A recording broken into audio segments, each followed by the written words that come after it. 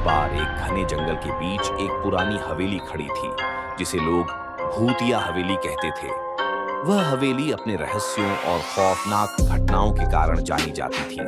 कहा जाता था कि रात के समय हवेली के अंदर से अजीब आवाजें आती थीं, जैसे कोई दरवाजे की दस्तक दे रहा हो या कोई चीख रहा हो। एक दिन कुछ साहसी युवक और युवतियां उस हवेली के बारे में सुनकर उसका राज जानने का निश्चय करते हैं। वे रात को हवेली तक पहुंचते हैं।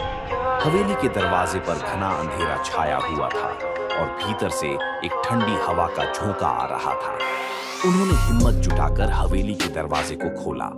अंदर घुसते ही उन्हें एक अजीब सी सर्दी और डर का एहसास हुआ। जैसे जैसे वे अंदर बढ़े, वे एक कमरे में पहुंचे जहां दीवारों पर पुराने खून के धब्बे थे। अचानक कमरे की बत्तियां जल उठी और एक भयानक हंसी गूंजने लगी। युवकों ने देखा कि एक औरत सफेद साड़ी में लटकते हुए दिखाई दी। उसकी आंखें खून से लाल थीं और उसके हाथों में एक खंजर था। वह धीरे धीरे उनके पास आने लगी। डर के मारे किसी के पास हिम्मत नहीं थी।